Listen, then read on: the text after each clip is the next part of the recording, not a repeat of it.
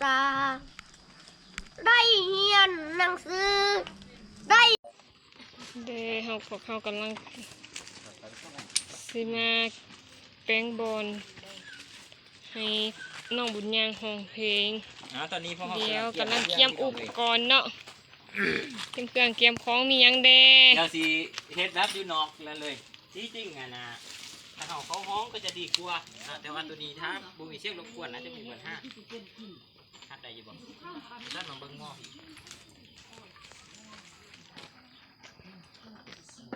เราจะไปอุปกรณ์ให้น้องบุญยางห้องเพลงก่อนเด้อโอ้แน่นี่ได้ตัวนี้เนาะมันเลี้ยงพอดีเลยดีได้เลียมได้ขอบเลยเนาะ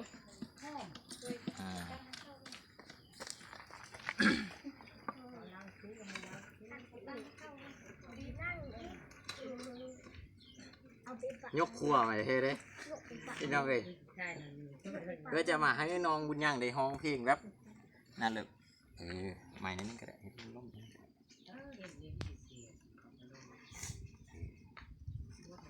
เอาใหม่ก่อน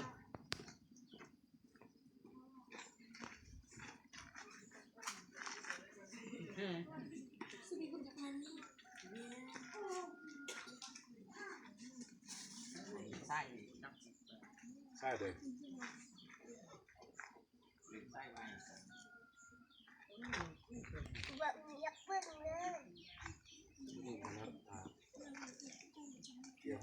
นี่หมูน้องบุญยังมาหลายคนได้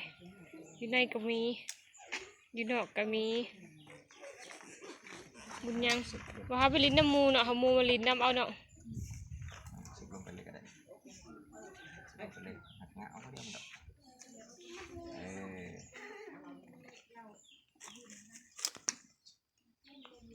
ตัวนั้นมันเท่ปะสกัดตัวนั้นนะได้อยู่มาตัวนี้มันตัวนั้นขันเห่าโอ้ยตัวนี้ส่วนนี้มันทบโอ้ยกครัวมาเลยเด้พี่น้องเด้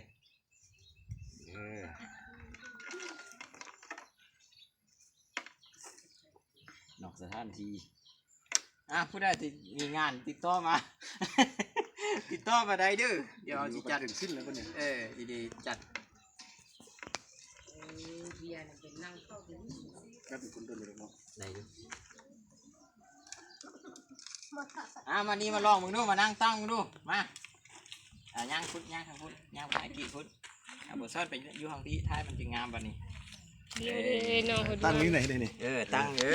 นั่งดีๆได้จังหน่อยง่ายเด้อบอกไปห้าอายุเฮือนบุไปดิ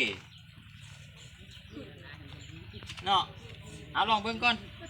ใส่หูก่อนเลยค่อยว่ากันดังบุดังค่อยว่าเด้อเอาบุลองแล้วมันยังลองก่อนไปเชี่ยงกันเดี๋ยวแป๊บเดียวได้ไรบ้างโลกำลังแปลงเครื่องเสียงให้น้องบุญยังห้องเพลงนี่ป่ะนี่อะไรเนี่ยนี่จากปากเจ้าหิตีไรกลัวนี่จะพูดละเอาลองเบาดิลองบึงไหมเจ้าก็ลองบึงก่อนไหวอยู่ฮักบ่เบิ่งเดียวให้ไอ้ลองบึงกันดูโลโอ้ตัวกันเลยอีกแล้วงาบุญยังตัวอีกแล้วโลเปิดอยู่กี่ไปปิดสำนักโลเป็นไฟเย็นเฟ้ยโลได้ยินแล้วป่ะเนี่ยถ้ามันหูแจงๆจะเอาไปใส่ค่ะแล้วโล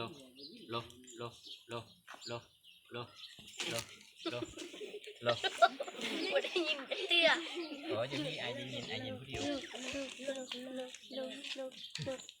ลูกเป็นน้อยซ่อนอีกที่ยำอยู่นี่งานบอกมันทำให้เขาอันท้ายไม่ได้ยินดีอันนี้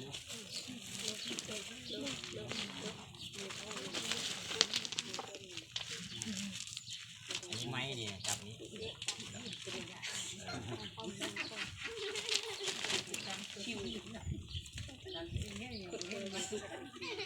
นี่บอกได้ยินทักบอก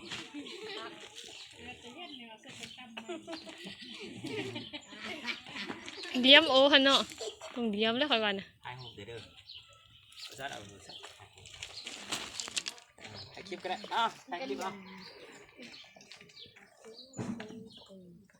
เดี๋ยวสิไอ้ที่ลองเปิดเพลงให้เราหอมเด้อใส่เส้นเงาเพลงแล้ว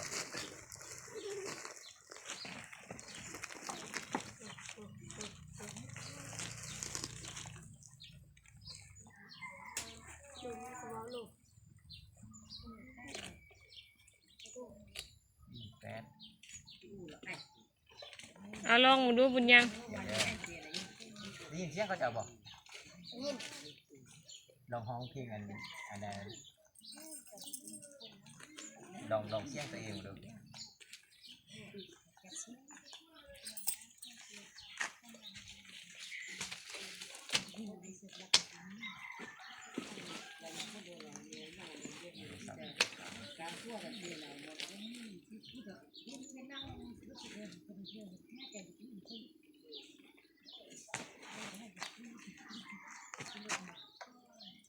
ตอนนี้ก็ที่ว่ากะเกมให้น้องบุญยังเป็นเจ้าของเพลงอัดเพลงเป็นปล่อยเพลงไม่กับโดยเครื่องเสียงมันบาบุญโย ลองเบิ่งพี่น้องลองหาติดตามเบิ่งเด้อผู้ใดที่ยังบ่ได้ติดตามช่อง YouTube บุญโยไปติดตามไว้เนาะชื่อช่องว่าบุญโย Channel นะพิมพ์เป็นช่างคิดเลย BOUNYWO เนาะ BOUNYWO หรือว่าจะพิมพ์เป็นภาษาไทยก็ได้บ่าวบุญโยเนาะบ่าวบุญโยเดี๋ยวหลังจากที่พวกเราอัดคลิปอัดยังเรียบร้อยแล้วพวกเราก็สิได้เอาลงในช่องนั้นเนาะเพลงนะแต่ว่าต้องติดตาม ปฏิบัติอยู่ในช่องบุญโยเนาะก็บันทึกการเดินทางเป็นภาษาไทยเนาะติดตามเพราะว่าเขาอัดเป็นห้องอัดเนี่ยกลางแจ้งอัดทางกลางแจ้งเลยแต่ว่ามันน่าจะบุญปัญหาหรอกนั่นเนาะถ้าเป็นห้องมันก็ดีกว่าเนาะแต่ว่านี่ก็โอเคลองเบิ่งก่อนเนาะลองเบิ่งก่อนถ้ามันท่องแท้เราค่อยว่ากันตามหลัง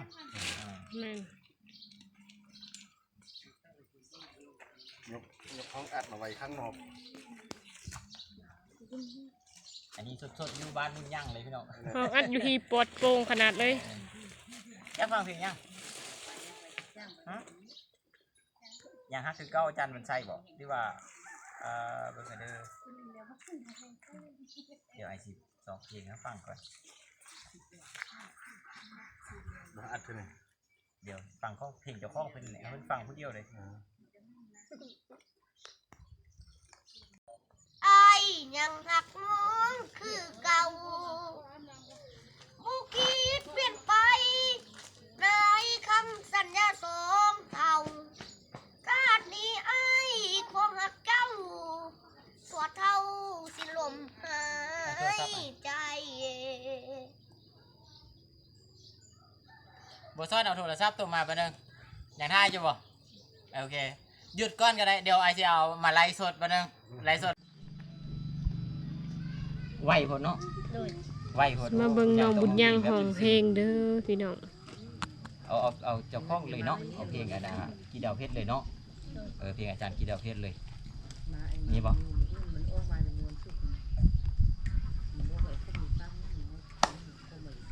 ได้ยินบ่ได้ยิน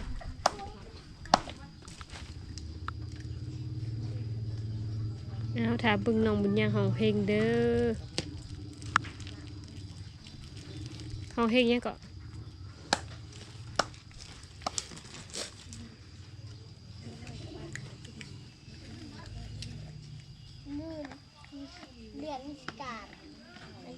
ยืนควายหน่วงด้วยความห่วงใยสาวอุดมใสแฟนอายเจ้าไปไกลหาปล่อยให้อายสวัสดีพี่น้องเนาะบุญยงคิดว่าเป็นคาราโอเกะเสน่ห์แต่ว่าโบเป็นเนาะโบเป็นกับโบเป็นยังขอบใจทุกคนที่กดไลค์กดแชร์เนาะขอบใจทุกคนที่เป็นห่วงน้องบุญยังตอนนี้น้องบุญยังรู้สึกว่าเพิ่นยังเจ็บแข้วบ่ดีเด้อพี่น้องเด้อ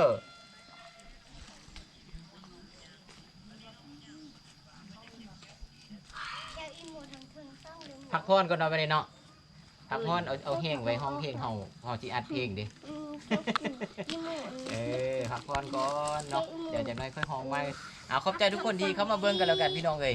น้องบุญยงกับบุญมียังมีแต่คำขอบอกขอบใจนี่แหละก็ฝากติดตามน้องบุญยังเนาะมาให้กำลังใจน้องบุญยังไปเรื่อยๆเรื่อยๆเด้อที่จริงน้องบุญยังเพิ่นได้ห้องเสียงเพลงหนึงไว้เนาะเป็นเพลงยังฮักคือเก่าแหละยังฮักคือเก่าเพิ่นก็ห้องแล้วก็มี ในโลกเมืองคุณเป็นคนที่การสายตา เบื้องฟ้าบ่เห็นจำเป็นต้องอาณาถาชีวิตขัดแสงสายตาตอกหาทางออกบ่มี